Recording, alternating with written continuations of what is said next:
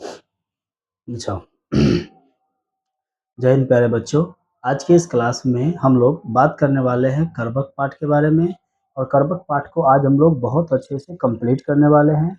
यानी कि इस चैप्टर को आज इस एक वीडियो में पूरे अच्छे से हिंदी अर्थ के साथ हम लोग पढ़ेंगे, और साथ ही साथ आपको हम कवि परिचय के बारे में संपूर्ण जानकारी देंगे।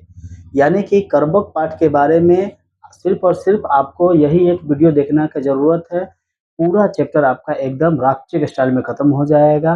तो अगर आप बिहार बोर्ड से हैं और क्लास 12th में आप पढ़ रहे हैं, हिंदी सब्जेक्ट है आपका, तो आपके हिंदी विषय का काव्य खंड का पहला चैप्टर का नाम यही है, कर्बक काव्य खंड का है। ठीक है जी। चलिए, कब कर्बक जो है प्रेम के पीर कवि मलिक मोहम्मद जायसी के द्वारा लिखा गया है। इस चैप्टर को हमको आगे पढ़ना है। तो चलिए, सबसे पहले आपको हम लोग शुरू करेंगे, और ये चैप्टर अगर आपको समझ में आता है तो लाइक कमेंट आप लोग करेंगे, जो भी करना है आप लोग उधर करेंगे। और कमेंट में एक चीज़ ज़रूर बताइएगा कि मेरे पढ़ाने का जो यह पिच है ये आपको ज़्यादा पसंद आया, या फिर इसमें कुछ फेरबदल करने का ज़रूरत है। आपके सजेशन के अनुसार नेक्स्ट वीडियो जब हम बनाएंगे तो उसमें उस चीज़ को सुधार करके बनाएंगे। तो चलिए शुरू करते हैं। सबसे पहले देखिए बाबू, यहाँ पर क्लास 12th हिंदी, यहाँ बिहार बोर्ड के बच्चों के लिए है। चैप्टर का नाम है कर्बक, अध्याय 1 है काव्य खंड का। काव्य खंड बोले तो कविता का है। ठीक है ना। सबसे पहले हम लोग ना कविता में कवि के परिचय से ऑब्जेक्टिव प्रश्न बड़ा पूछा जाता है, ये आप लोग जानते हैं। ठीक है। तो सबसे पहले हम लोग कवि परिचय पढ़ेंगे। कवि परिचय को पढ़ते हैं कि कवि का नाम क्या है, उनके पिता का नाम क्या है। इस सबसे ना सवाल ऑब्जेक्टिव में बहुत पूछता है। तो कवि परिचय को खत्म करने के लिए हम लोग ना कवि के बारे में थोड़ा सा जान लेते हैं, क्या कहानी है इसका। देखिए, अध्याय 1 है कर्बक। देखिए, यहां पर आपको हम मोटा मोटी तौर पर बताते हैं। यहां पर देखिए,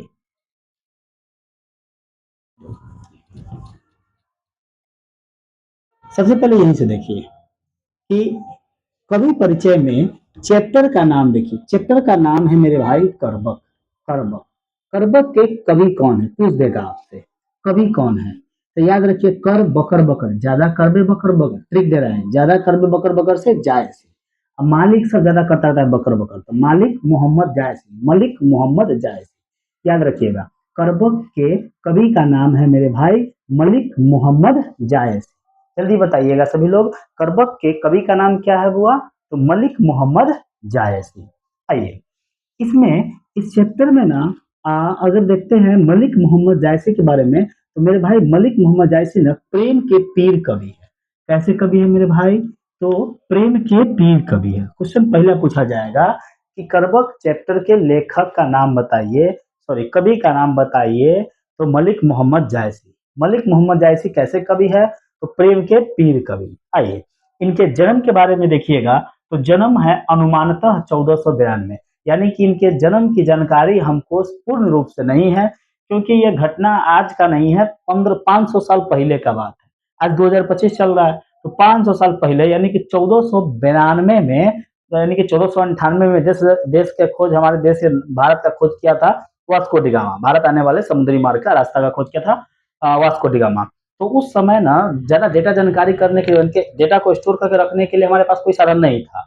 तो अनुमानित है कि 1492 में इनका जन्म हुआ होगा। ठीक है। निधन, निधन अनुमानतः 1548, निधन भी इनका अनुमानता है, यानी कि एग्जैक्ट डेट मृत्यु का भी नहीं पता है। देखिए, ट्रिक से याद रखिएगा, 1947 में हमारा देश आजाद हुआ था, एक साल के बाद 1948 में इनका मृत्यु हो गया। आइए, निवास स्थान देखते हैं। जायस कब्र अमेठी, जायस गांव का नाम है, कब्र अमेठी जिला का नाम है, और उत्तर प्रदेश राज्य का नाम है, और देश भारत जानबे करते हैं। देखिए, जिन कवि के बारे में हम लोग पढ़ रहे हैं, मलिक मोहम्मद जायसी पूरे भारत में उत्तर प्रदेश राज्य से है, कब्र अमेठी जिला से, जायस ग्राम से है। ये चार वो पॉइंट आपको याद रहेगा मेरे भाई। नाम बताइए कवि का, कर्बक के कवि का, तो मलिक मोहम्मद जायसी। ठीक है। ये कैसे कवि है? तो प्रेम के पीर कवि। इनका जन्म तो अनुमानतः 1492 ईस्वी, मृत्यु तो अनुमानतः 1500 1948 ईस्वी। इनका जन्म कहाँ हुआ, यानी कि निवास स्थान, जन्म स्थान बताइए। तो भाई जायस कब्र अमेठी उत्तर प्रदेश में। 4 गो चीज याद रहेगा, बहुत अच्छा। अब आइए इनके पिता के नाम देखते हैं। इनके पिता के नाम देखिएगा तो बाबू मेरे, इनके पिता का नाम है मलिक शेख ममरेज, मलिक शेख ममरेज। अच्छा, इनके पिता का दो नाम है, मलिक शेख ममरेज भी, और इनके पिता का एक और नाम है जो इनको कहा जाता है मलिक राजे अशरफ, मलिक राजे अशरफ, याद रखिएगा। मलिक राजे अशरफ या फिर मलिक शेख ममरेज कौन है, तो इनके मलिक मोहम्मद जायसी के पिता है। अच्छा, इनके गुरु का नाम क्या है, तो सूफी संत थे इनके गुरु, उनका नाम है मुहिदी एवं सैयद अशरफ जहांगीर। इनके दो गुरु है, एगो है मुहिदी और एगो कौन है, तो सैयद अशरफ जहांगीर। ठीक है जी, मुहिदी और सैयद अशरफ जहांगीर इनके दो गुरु हुए। अच्छा, अब देखते हैं इनका व्यक्तित्व के बारे में। व्यक्तित्व के बारे में अगर हम देखते हैं तो यह एक आंख और एक कान से वंचित थे। मतलब इनका बायां आंख, देखिए मेरा दाहिना हाथ है, बायां हाथ है घड़ी वाला, तो बायां बायां आंख और बायां कान से ये वंचित थे। वंचित बोले तो इनका बायां आंख और बायां कान में खराब था। इनका जो है ना बायां आंख और बायां कान क्या था मेरे भाई, तो खराब था, दो वो चीजें। आगे अगर देखिएगा तो आगे देखिएगा तो एक आंख और एक कान से वंचित है, एक आंख और एक कान से वंचित है। ठीक है जी, वंचित है। अगला, चेहरे पर चेचक का दाग है, चेहरे पर इनका क्या है जी, चेचक का दाग है। अर्थात रूपस, रूपस माने रूप से, कुरूप है, परंतु गुण से महान है, परंतु गुण से महान है। और यह मनस्वी है, मनस्वी मतलब बहुत तेज तराक है मन से। संत चरित्र, इनका चरित्र कैसा है, तो संत जैसा है। मृदुभाषी, बोली कैसा है, तो मृदुभाषी। क्वेश्चन क्वेश्चन यहाँ से पूछा जाएगा। अच्छा, इनका बचपन किसानी में बीता है और ये अनाथ हो गए थे। ठीक है जी, तो अनाथ हो गए, संतों के साथ जाकर के जीवन गुजारने लगे। क्वेश्चन पूछा जाएगा इनका स्वभाव कैसा था, तो देखिए इनका स्वभाव था एक आंख से और एक कान से कुरूप, एक आंख और एक कान से कुरूप थे। चेचक हो गया था चेहरा पर, जिसके कारण इनका चेहरा देखने लायक नहीं था। मतलब चेहरा पर दाग धब्बा हो गया था, जिसके कारण ये रूप से अच्छा नहीं थे, रूप से सुंदर ये नहीं थे, बहुत ज्यादा सुंदर कहिएगा वो नहीं थे। आदमी अपने आप को खराबो रहता है, देखे में छुछुनर तैयो कहता है हम बानी सुंदर, लेकिन ये व्यक्ति खुद से एक्सेप्ट कर रहे हैं आई एम नॉट सुंदर, मतलब कि मैं सुंदर नहीं हूँ, मेरा रूप ऐसा है। अच्छा, मनस्वी मतलब होता है बड़ी तेज तराक थे व्यक्ति। संत चरित्र, चरित्र इनका एकदम संत था, संत साधु संत जैसा था, क्योंकि साधु संत के जैसे रहते थे, जैसन जिसके साथ रहिएगा उसी के जैसा बन जाइएगा। तो साधु संत के साथ ही रहते थे, साधु संत जैसा बन गए थे। अच्छा, मृदुभाषी, बोली इनका बड़ी मीठ था, यानी कि मृदुभाषी था, बोली था। क्वेश्चन आपसे यहाँ से एक मिल सकता है कि कौन से ऐसे कवि थे जो चेहरे से कुरूप थे, जल्दी बताइए आप लोग कमेंट में। तो भाई मलिक मोहम्मद जायसी। अच्छा, कौन से ऐसे कवि थे जो मृदुभाषी होते थे, तो इसका भी आंसर मलिक मोहम्मद जायसी। मलिक मोहम्मद जायसी के शिक्षक का नाम कौन है, कथी है, यानी कि गुरु का नाम, तो दो गुरु है इनका, मलिक मलिक सॉरी मोहिदी एवं सैयद अशरफ जहांगीर, मोहिदी और सैयद अशरफ जहांगीर, दो नाम है इनके गुरु का नाम। इनका ये एक आंख से जो और एक कान से वंचित थे, यहां तक समझ गए तो बहुत अच्छा बात है। आगे हम लोग देखते हैं, देखिए तो जी। अच्छा, इनके द्वारा किया गया रचना के बारे में अब देखते हैं। देखिए इनका सबसे पहला रचना ना मेरे भाई है पद्मावत। सबसे पहला जो रचना है इनका, वो रचना का नाम क्या है जी, पद्मावत। रचना, इनका जो रचना है पद्मावत, और इस पद्मावत से ही यह चैप्टर लिया गया है कर्मक। क्वेश्चन पूछा जाएगा कर्मक कहाँ से लिया गया है, तो पद्मावत से। कर्मक कहाँ से लिया गया है, तो पद्मावत से। आइए यहाँ तक ना हम आपसे कुछ क्वेश्चन पूछ रहे हैं, एक आध गो, जल्दी जल्दी सब लोग आदमी फटाफट आंसर दीजिएगा, ठीक है ना। चलिए, क्वेश्चन है, क्वेश्चन नंबर 1, करबक के लेखक कौन है, करबक के कवि कौन है, कवि कौन है, तो करबक के कवि कौन है, तो सब आदमी जानते हैं कि सर करबक के कवि ना बड़ा कर बकर बकर बकर बकर ज्यादा बोलता था, तो मालिक से बोलता है मलिक मोहम्मद जायसी, जायसी। अच्छा, मलिक मोहम्मद जायसी का ना जन्म कब हुआ है, तो सब लोग जानते हैं जन्म अनुमानित है 1498 ईस्वी। मृत्यु यानी कि निधन कब हुआ है, तो निधन भी सब आदमी को पता है, इहो अनुमानता है 1500, सॉरी 98 नहीं, 1492, और निधन हुआ था 1548 में, ये भी अनुमानित है। जन्म हुआ कहाँ था, जन्म स्थान क्या है जी, तो मेरे भाई जन्म स्थान भी सब लोगों को पता है, जायस ग्राम है, जायस गांव का नाम है। कब्र, कब्र, कब्र अमेठी जिला का नाम है, कब्र अमेठी जिला का नाम है, और यूपी यानी कि उत्तर प्रदेश राज्य का नाम है। उसके बाद इनके पिता का नाम क्या था, तो मेरे भाई इनके पिता का नाम था मलिक, मलिक शेख ममरेज, मलिक मोहम्मद जैसी के पिता का नाम मलिक, मलिक, मलिक शेख, शेख ममरेज, ममरेज। अच्छा, और इसको एक और नाम से जाना जाता था, वह नाम क्या है आप लोग कमेंट में मारिए। आइए इनके गुरु का नाम, गुरु का नाम क्या है, दुगो गुरु है, एक है मोहिदी, एक गुरु कौन है जी, मोहिदी, एक गुरु का नाम है मोहिदी, और दूसरा गुरु है क्या कहते हैं, सैयद अशरफ जहांगीर, सैयद, सैयद अशरफ, अशरफ, अशरफ जहांगीर, जहांगीर, जहांगीर। यह एक आंख और एक कान से वंचित थे, किस आंख और किस कान से, तो बाएं आंख बाएं कान से, ठीक है ना जी। दाहिना आंख और दाहिना कान एकदम फर्स्ट क्लास इनका था। अच्छा, आगे अगर देखा जाए तो चेहरे पर इनके कथी का दाग था, तो चेचक का दाग था, चेहरे पर कथी का दाग था, चेचक का। लेकिन ये चरित्र कैसा था इनका, तो एकदम संत चरित्र, ये बचपन में ही अनाथ हो गए थे, ठीक है ना, और इस संतों के साथ घूमने लगे। हमारे यहाँ लड़का अनाथ होता है तो गोली डंडा खेलता है, ठीक है, मतलब जगन्नाथ का बाबू वो अगर चल गया कहीं बाहर कमाने वाले तो घर खूब ताश पत्ता मारेगा, लेकिन ये आदमी जिसका पिता मर गए वो संत के साथ घूम रहा है, कितना अच्छा बात है। और साधु संत घूमते घूमते संत चरित्र भी इनका हो गया। मृदुभाषी, बोलते बड़ा मीठा थे, अक्ल का बड़ी तेज थे, दिमाग का बड़ी तेज थे ये व्यक्ति। कौन, मलिक मोहम्मद जायसी। इनका पिक्चर अब डिजिटल बोर्ड तो नहीं है ना, तो हम पिक्चर दिखा देते हैं। पिक्चर इनका देख लीजिएगा आप लोग गूगल करके, मलिक मोहम्मद जायसी का पिक्चर, मलिक मोहम्मद जायसी का पिक्चर देखिएगा तो चेहरा उतना सुंदर नहीं है, लेकिन गुण से महान है। आइए आगे देखते हैं इनके लेखक परिचय के बारे में हम लोग।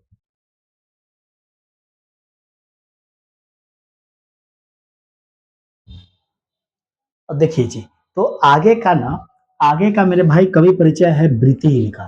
ब्रीति देखते हैं, ब्रीति है इनका कौन कौन, तो ब्रीति मतलब काम, कौन कौन काम किया, जैसे अब हमारा काम कौन कौन है, आपका काम कौन कौन, क्यों कौन कौन काम किया जीवन भर में, तो इन्होंने काम जीवन भर में किया है, जीवन के आरंभ में किसानी तथा बाद में फकीरी।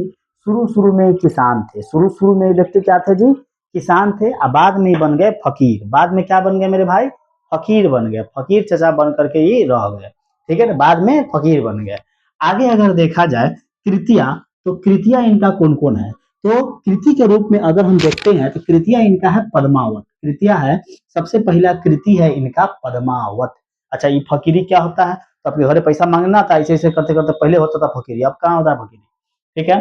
चलिए, कृतिया है इनका कौन कौन, कृतिया मतलब होता है रचना। अरे भाई हम लोग टीचर है तो मेरा रचना होगा कि 10 गो बच्चा को पढ़ाए, और में से 5 गो जो है फर्स्ट आया, 2 गो टॉपे कर गया, ठीक है, और में से बाकी सब जो है फर्स्ट आ गया, सेकेंड आ गया, जो भी हुआ। तो अ, 1 मिनट ये काट दीजिएगा, ठीक है। आई कृतिया इनका, अरे भाई कृतिया का मतलब रचना, अरे हम लोग टीचर है तो हमारा काम है पढ़ाना। आई कवि है तो इसका काम क्या है, तो इनका काम है भाई लिखना, और लिखना कथी, तो बुक सब। तो इन्होंने एक बुक लिखा है पद्मावत, भाई ये बुक का नाम है पद्मावत, एक बहुत बड़ा बुक है, ये बहुत बड़ा बुक है। और उस बुक में से न कहीं से एगो चैप्टर उठा लिया गया है जिसका नाम है करबक। तो बताइए करबक कहाँ से लिया गया है, तो पद्मावत से। दूसरा बुक है इनका अखरावत, दूसरी रचना अखरावत, तीसरी रचना है आखिरी कलम, चौथी रचना है इनका चित्र रेखा, पांचवी रचना कहरा नामा, छठी रचना मसला नामा। तो कहरा नामा, मसला नामा, ये सब नहीं पूछा जाएगा। पूछा जाएगा तो आपसे अखरावत के रचनाकार कौन है, तो मलिक मोहम्मद जायसी। पद्मावत पक्का पूछा जाएगा, 2026 के लिए एगो क्वेश्चन रख लीजिए, पद्मावत के रचनाकार कौन है, तो मलिक मोहम्मद जायसी। आखिरी कलम के रचनाकार कौन है, मलिक मोहम्मद जायसी। चित्ररेखा के रचनाकार कौन है, तो मलिक मोहम्मद जायसी। या फिर क्वेश्चन ऐसे पूछ देगा, इनमें से कौन मलिक मोहम्मद जायसी द्वारा रचित पुस्तक है, option number A Padmavat, B Akhravat, option number C Chitrarekha, D इनमें से सभी। तो क्या मारिएगा, इनमें से सभी, कहरानामा मसलानामा। चलिए अगला काल, ये किस काल के कवि है? तो भाई काल पूछा जाएगा तो भक्ति काल के कवि है। किस काल के कवि है? भक्ति काल के। और यह निर्गुण प्रेमाश्रयी है। निर्गुण सब समझता है।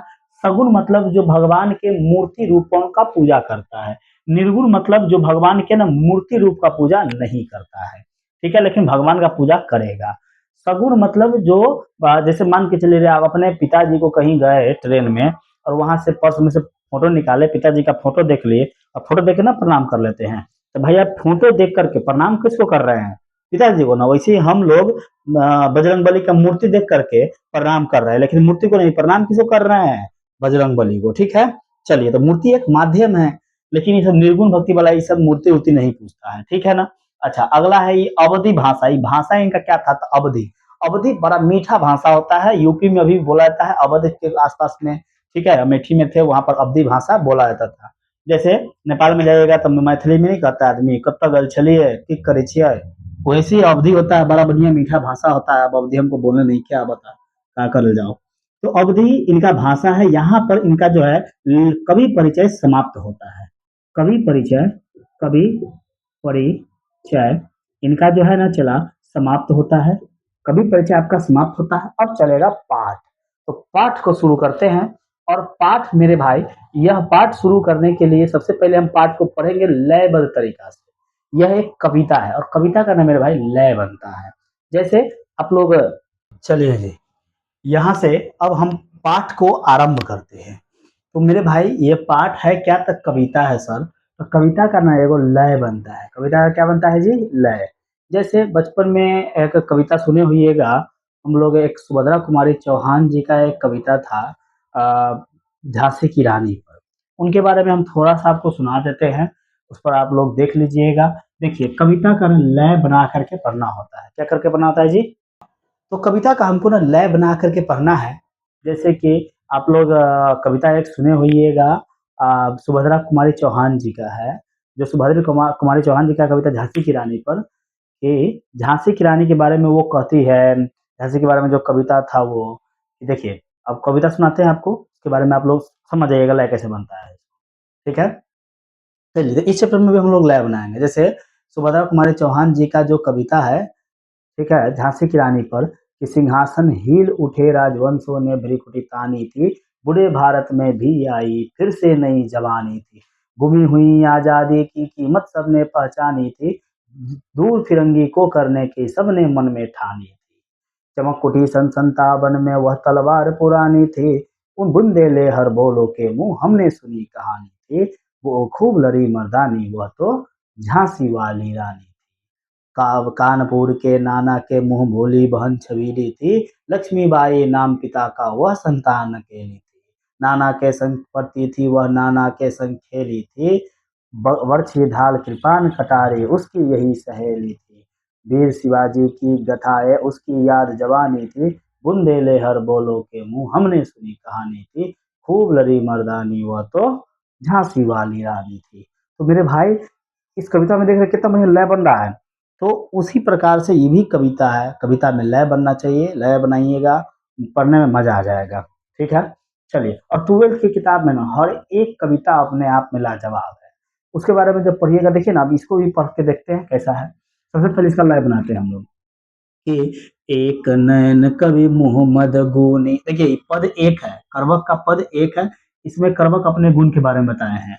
एक नयन कवि मोहम्मद गुनी, सोई भी मोहा जई कवि सूनी, चांद जैस जग विधि अवतारा, दीन कलंक की उजियारा, जग सुझा एक ही नैना हुआ सूख इस नख तन माहा, अजौलहि अम्बहि डाब न होई, तौलहि सुगंध बसाई न सोई, अकीन समुद्र पानी जौ खारा, तो अति भयउ असुज अपारा, अजौ सुमेरु त्रिशूल विनाशा, भा कंचन गिरि लाग आकाशा, अजौ लहि घरे कलंक न परा, काच होई नहीं कंचन करा, एक नयन जस दर्पण औते ही निर्मल भाऊ, सब रूपवंत गहे मुख जे वही कई चाऊ। देखिए, तो ये था इसका लय। आप लोग पढ़ लीजिएगा बढ़िया से, ठीक है। आइए, अब इसके बारे में ना हम एक एक लाइन का अर्थ समझते हैं। पहला लाइन मेरे भाई, जो पहला लाइन पंक्ति है, अच्छा इसका अर्थ जब समझा देंगे आपको हम, तो लाइन का अर्थ आप खुद से भी करिएगा, काहे कि एग्जाम में वो क्वेश्चन पूछता है सारांश, पंक्ति दे देगा 4 नंबर का पूछता है और पंक्ति का अर्थ पूछेगा। तो पंक्ति का जब अर्थ पूछेगा तो आप पंक्ति का अर्थ समझ ले रहिएगा ना, तो उस समय में कोनो पंक्ति का अर्थ आएगा तो आप अपना मन से लिख सकते हैं, ठीक है ना। तो पहला में कहते हैं कि एक नैन कवि मोहम्मद गुनी, एक आंख होते हुए कवि मोहम्मद, मोहम्मद गुनी है, गुनी माने गुणवान है, यानी कि कवि के कै गो आंख है जी, एक के गो आंख है, एक के गो नैन है, नैन माने आंख है, और कान भी एगो था, यानी कि एगो आंख खराब था। अच्छा, सोई माने वह, विमोहा माने मोहित हो गया, जेई माने जो, कवि माने कवि को, सुनी माने सुना, यानी कि जिसने जो कवि को सुना वह विमोह हो गया, मोहित हो गया, यानी कि एक नयन के होते हुए कवि गुणवान है।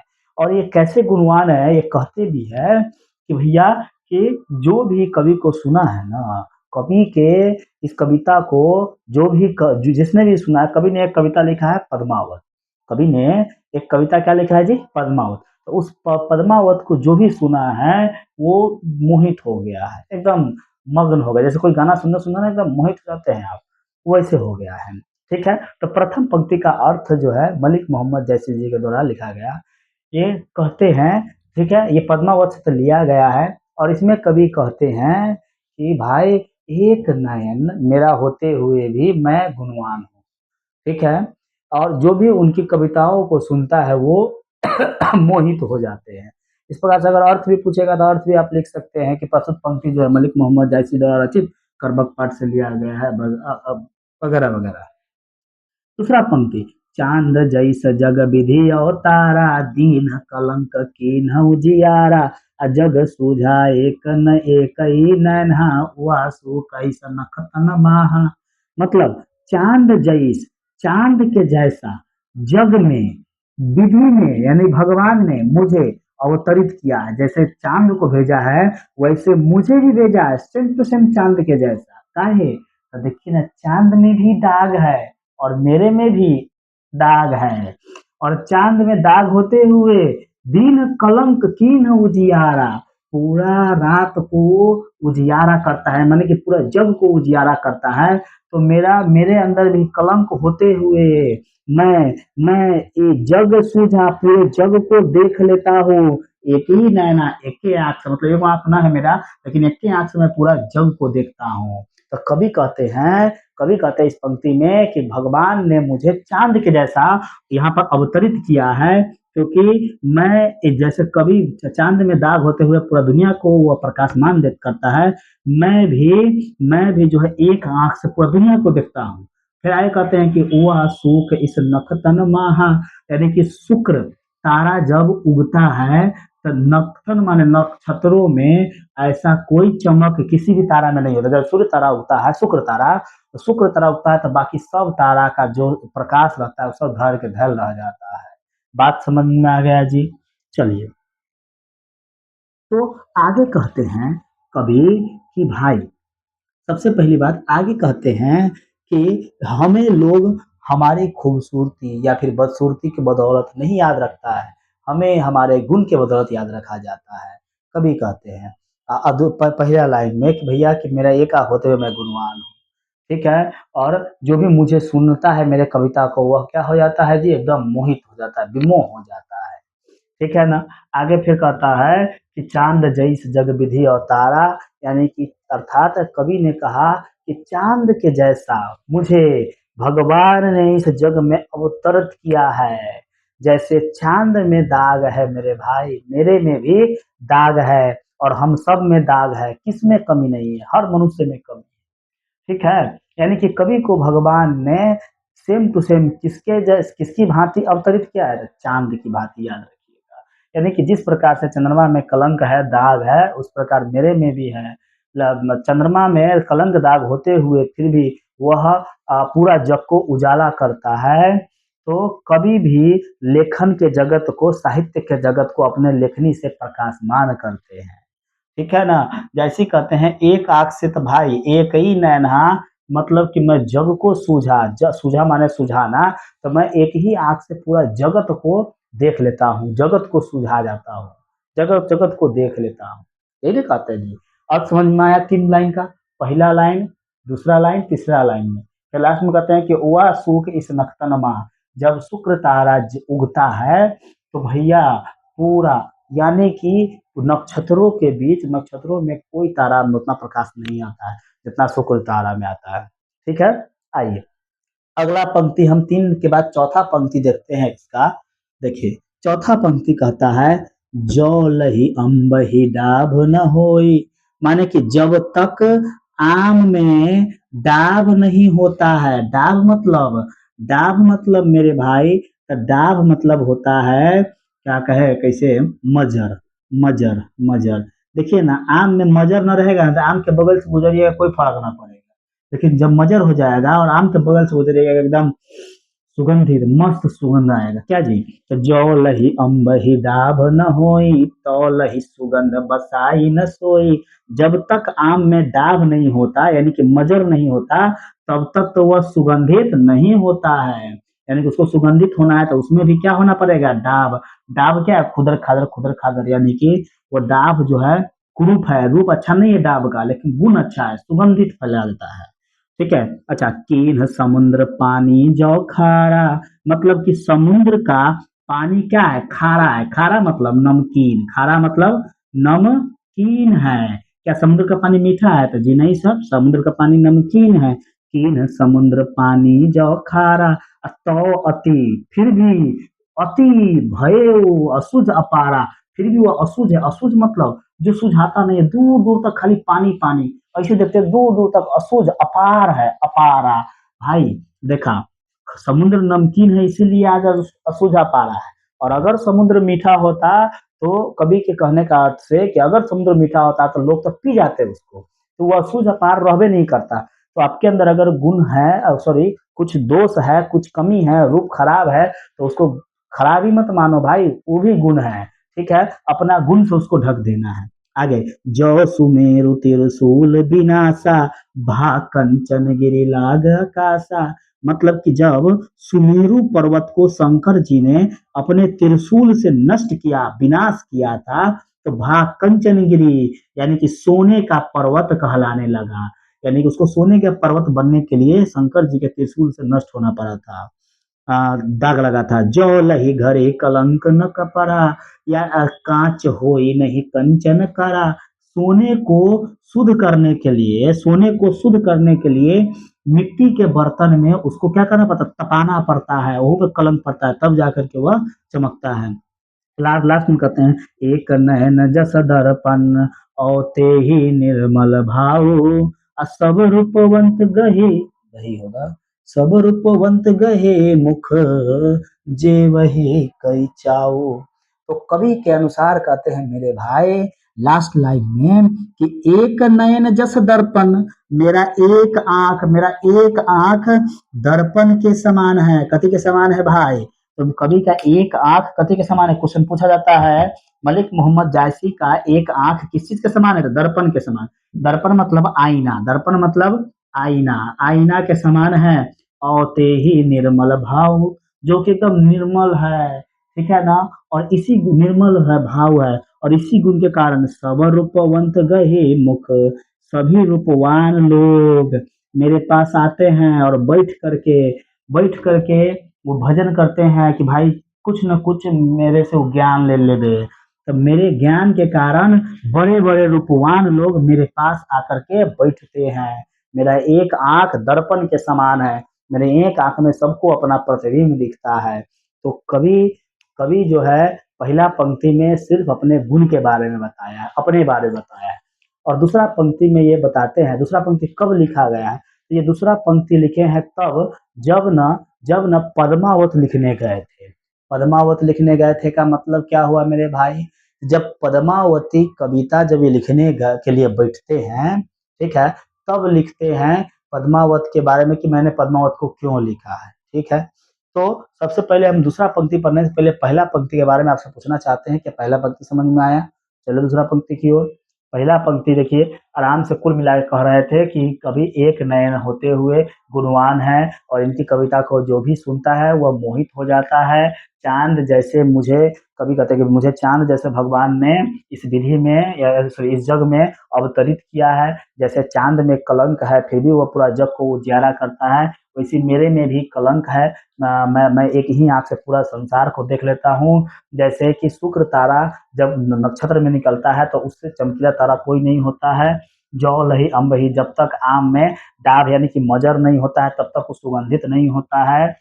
समुद्र का पानी खारा है फिर भी वह असुझ अपारा है। ठीक है, सुमेरु पर्वत पर जब भगवान शिव जी ने त्रिशूल मारा था तब जा करके वह कंचनगिरी यानी कि सोने का पर्वत बन गया था। जौ लही अम्ब, जौ लही घड़ी कलंक न पड़ा, जब तक कलंक नहीं पड़ा था यानी कि सोने को अगर तपाते नहीं है, खूब आग में तपाते नहीं है तब तक वह चमक उसमें नहीं आती है, सोने की चमक।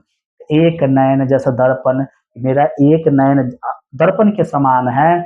तो निर्मल भाव, दर्पण के समान निर्मल है। दर्पण के समान आप खड़ा होते हैं सामने तब निर्मल महसूस करते हैं, शांति। वैसे ही सब रूपवंत गही मुख, सब रूप वाले लोग मेरे पास आते हैं, बैठते हैं मुझसे कुछ ज्ञान सीखने के लिए, बैठते हैं ताकि उसको कुछ ज्ञान हो जाए। तो कवि अपने एक नयन और एक कान न होने के बावजूद, रूप में चेचक होने के बावजूद अपने आप के गुण को सर्वश्रेष्ठ माना है। बात समझ में आया भाई मेरे? आइए दूसरा पंक्ति पढ़ते हैं। जब ये पद्मावती लिखने के लिए बैठते हैं तो उसी समय दूसरा पंक्ति लिख देते हैं कि भाई मैंने पद्मावती को क्यों लिखा है, उसके बारे में पढ़ते हैं दूसरा पंक्ति, मजा आ जाएगा। चलिए दूसरा पंक्ति देखते हैं। चलिए जी, तो दूसरा पंक्ति को, दूसरा पद को अब हम पढ़ते हैं। पहला पद हमारा मेरे भाई खत्म होता है यहाँ तक। आगे आइए, दूसरा पद बुआ हो कहता है कि मोहम्मद यही कभी जोरी सुनावा, सुना जो प्रेम पीर गा पावा, जोरी लाई रकत के ले, गाढ़ी प्रीति नैन जल भे, आओ मन जानी जगत कवि, आओ मन जानी कविता सकीना, मकुयह है जगत मह चीन्हा, कहाँ सुरतन सेनी यस राजा, कहाँ सुआसी बुद्धि उपराजा, कहाँ अलाउद्दीन सुल्तानु, कह राघव जय कीन बखानु, कहाँ स्वरूप पदुमावती रानी, कोई न रहा जग रही कहानी, धनी सो पुरख जस कीरति जासु, फूल मरै पै मरै न बासु, के न जगत जस बेचा, के न जगत के न लीन जस मोल, जो यह पढ़े कहानी, हम समरई दुई बोल। देखिए जी, तो मलिक मोहम्मद जायसी जी क्या कहना चाहते हैं इस पद में? तो इस पद को वो लिखे कब है? जब पद्मावती कहानी लिख रहे थे। पद्मावती पर मूवी भी बना है दोस्तों, और वो जो पद्मावती पर मूवी बना है वो जब लिख रहे थे तब ही लिख के कहते हैं कि भाई मोहम्मद यही कभी जोड़ी सुनावा, मोहम्मद अपनी जोड़ी सुना रहा है। किसको सुना रहा है? तो सुना जो जिसने भी सुना प्रेम का पीर हो गया, प्रेम पीर गा पावा, प्रेम का पीर हो गया। यानी कि कवि कहना चाहते हैं कि जब मैं पद्मावती लिखा और उस पद्मावती की कहानी को लोगों को सुनाया तो लोग उस कहानी को सुन करके रोने लगे। उस समय प्रेम के पीर हो गए सभी लोग। ठीक है ना जी? आगे कहते हैं जोरी लाई रकत के ले, जो पद्मावती कहानी में मैंने जो शब्द लिखा है वह अपने खून के लेई से, खून के स्याही से लिखा है, खून के लेई से जोर जोर करके शब्द को लिखा है। गाढ़ी प्रीत नयन जल भेई, और आंख के आंसू से भिगो भिगो करके शब्द को लिखा है, तब जाकर के वो कहानी बना है पद्मावती। तो भाई पद्मावती छोटा मोटा कहानी नहीं है, बहुत बड़ा कहानी इनका है। कभी मलिक मोहम्मद जायसी के शब्दों से लग रहा है कि उस कहानी को लिखते समय कितना दर्द को उस कहानी में लिखे होंगे। जब ये मूवी आप देखिएगा तो और इनका कहानी का अर्थ समझ में बढ़िया से आएगा आपको कि जो कहानी पद्मावती लिखे हैं। ठीक है, हम लोग अभी पद्मावती नहीं पढ़ रहे हैं भाई, मलिक मोहम्मद जायसी के चैप्टर पढ़ रहे हैं करबक, और इसमें इन्होंने पद्मावती में कैसे कैसे कहानी को लिखा है वो बता रहे हैं। आइए दो लाइन समझ में आया कि मोहम्मद कहते हैं कि मोहम्मद कवि कहते हैं कि जब मैं लोगों को सुना रहा था कहानी पद्मावती का, रतन सेन राजा का, और रतन सेन राजा जो है चित्तौड़ के रहते हैं और वो शादी कर लेते हैं पद्मावती जी से, तब वो जो कहानी दोनों का सुना रहा था और बीच में गुंडा अलाउद्दीन आ जाता है, तो कहानी को लोग ना सुन-सुन के रोने लगे थे। ठीक है? यानी कि लोगों के अंदर भी प्रेम का तीर जग गया था। और कहानी को मैंने रकत के लेई से लिखा है, गाधी प्रीत नयन के आँसू से भिगो-भिगो करके लिखा है। आगे कहते हैं, औ मन जानि कविता सकीन्हा, मैं जानता हूँ, मैं जानबूझ करके जो है इस कहानी को लिखा हूँ। क्यों लिखा हूँ जानबूझ करके? क्योंकि मकु यह रहे जगत मह चिन्हा, मकु माने मैं रहूँ न रहूँ, जगत में मेरी यह पहचान रहेगी, यह कहानी पद्मावती। पद्मावती के बारे में कह रहे हैं, ठीक है? फिर कह रहे हैं, कहाँ सो रतन सेनी यस राजा, यानी कि कहाँ गया वह रतन सेन राजा। रतन सेन राजा जो चित्तौड़ के थे। देखिए नहीं, कहानी छोटी सी कहानी है, हम बता देते हैं आपको। रतन सेन राजा चित्तौड़ के रहते हैं और वह एक लड़की से यानी कि राजकुमारी से शादी करते हैं। वह राजकुमारी सिंघल द्वीप की रहती है। रतन सेन राजा जब शिकार करने गए रहते हैं तो सिंघल द्वीप से उस रानी से को देख करके ना रतन सेन राजा एकदम मोहित हो जाते हैं। वो रानी का नाम रहता है पद्मावती। और वो जो राजकुमारी थी, रानी नहीं कहेंगे, राजकुमारी ये कहेंगे। तो जब रतन सेन राजा उसे शादी करके ले आते हैं अपने यहाँ, तो रतन सेन राजा और राजकुमारी पद्मावती की जोड़ी एकदम फिट बैठती है। और इसके बारे में पद्मावती रानी इतना सुंदर थी कि रतन सेन राजा का जो राज कवि वहां पर जो पंडित था पुजारी, वही ससुरा जो है मोहित हो जाता है उस रानी के रूप को देख कर। यानी कि सोचिए, बाबा जी को भी नहीं छोड़ा, इतना क्या कहते हैं रूप था उनके अंदर, सुंदरता था। और वो जा करके अलाउद्दीन को कह देता है, क्योंकि ये सब आप मान करके निकाल देते हैं, तो अलाउद्दीन को कह देता है कि रे अलाउद्दीन, एक तुम्हारे राज्य में, इस राज्य में जो है एक रतन सेन राजा की बीवी है पद्मावती, जो बहुत सुंदर है। ठीक है, बहुत सुंदर है। तो अलाउद्दीन कहता है, पंडित अगर वो सुंदर न निकली तो हम तुमको खोपड़ी खोल देंगे। पंडित कहता है जाइए पहले देखिए। और देखो, अलाउद्दीन कहता था कि भैया, अलाउद्दीन का फिलॉसफी था कि हर नायाब चीज पर अलाउद्दीन का हक है। यानी कि दुनिया के हर नायाब चीज, हर सुंदर चीज पर किसका हक है? अलाउद्दीन का। बेहुदा, बेहुदा था अलाउद्दीन। तो वह अलाउद्दीन भी आज नहीं रहा। और हालांकि अलाउद्दीन जब देखने गया पद्मावती को, तो बस एक झलक देखता है और वह फ्लैट हो जाता है, एकदम मोहित होकर के वही बात गिर जाता है कि भाई, इतना सुंदर भी स्त्री हो सकती है। ठीक है, तो पूरा कहानी इसी पर आधारित है। अंत में जो है पद्मावती उसको मिलती नहीं है। पद्मावती खुद के जान को जो है न्यौछावर कर देती है, आग में कूद जाती है जिंदे, लेकिन अलाउद्दीन को कभी मिलती नहीं है। ठीक है ना जी? तो देखिए, मूवी देखिएगा तो रोना आ ही जाएगा। कहता है, कहाँ कहाँ थे? ओ मन जानी, मैं जानबूझ के कहानी को लिख रहा हूँ कि मैं रहूं न रहूं जगत में, लेकिन मेरी कहानी के लिए चिन्हित रहेगा। कहाँ सो रतन सेनी यस राजा, कहाँ गया वो रतन सेन राजा? कहाँ सुआ सी बुद्धि उपो राजा, कहाँ गया वो सुगा? सुआ माने तोता, सुगा जो बहुत बुद्धि वाला था, यानी कि अद्भुत बुद्धि वाले तोते कहाँ गए? राजा के, रतन सेन राजा के समय में एक अद्भुत बुद्धि वाला तोता था, वो मर गया। कहाँ अलाउद्दीन सुल्तानू, यही बेहुदा अलाउद्दीन जो कहता था कि हर नायाब चीज पर, दुनिया की हर नायाब चीज पर अलाउद्दीन का हक है, वो कहाँ गया? कहाँ राघव जय कीन्ह बखानू, कहाँ गया राघव जो कि जो राघव पंडित था, जो कि किन्ह बखानू यानी कि पद्मावती के रूप के बारे में बखानू माने कहा था अलाउद्दीन को, वह कहाँ गया? उसका नाम था राघव। क्या नाम था? राघव। इसमें राघव लिखल है, राघव, इसका नाम था राघव। पंडित का नाम था राघव। वो कहाँ गया? वो खत्म। कहाँ स्वरूप पद्मावती रानी, कहाँ गई वह रूपवती स्वरूपवती पद्मावती रानी? वो भी आज नहीं है। कोई न रहा जग रही कहानी, कोई नहीं रहा, बस उनकी कहानियां रह गई। तो यही कहा जाता है कि हम लोग भी एक दिन नहीं रहेंगे, हमारी जो कहानी है बस वही रह जाएगी। ठीक है, इन सब के बारे में केवल और केवल कहानी रह गई है। इस समय गुण कोई नहीं था। कोई रूप से सुंदर है, कोई बुद्धि से सुंदर है, लेकिन यहाँ देखिए, के न जगत जस, सॉरी सॉरी सॉरी सॉरी, धनी सो पुरुष जस कीरति जासु। कति कहता है कवि कि धनी है वही पुरुष जिसकी कीर्ति, जासु जिसकी कीर्ति जो है, जस कीर्ति, उन जिसका जो कीर्ति जस एकदम बरकरार है। यानी कि जिस पुरुष का जस है, कीर्ति दुनिया में गाया जा रहा है, वही पुरुष केवल धनिक है। फूल मरै पै मरै न बासु, फूल तो मर जाता है पर उसका बासु मतलब सुगंध बास नहीं मरता है। आप गुलाब के फूल लाते हैं तोड़ के किसी को देने के लिए, तो जैसे ही फूल तोड़े उस समय फूल मर गया, लेकिन उसका जो सुगंध होता है वह नहीं मरता है, वह सुगंध जिंदा रहता है। तो वही बात कहता है कि आप मर जाइएगा लेकिन आपका जग में, इस जग में किया गया काम, अरे महात्मा गांधी मर गए लेकिन उनका किया गया काम आज भी जिंदा है, आज भी लोग याद रखते हैं। खुद आप देखिए 500 साल पहले मलिक मोहम्मद जायसी मर गए लेकिन उनके द्वारा लिखा गया पद्मावती कहानी आज भी लोगों को याद है। आज भी ये चैप्टर आपको, आप इस चैप्टर के माध्यम से आज उसको याद कर लिए हैं।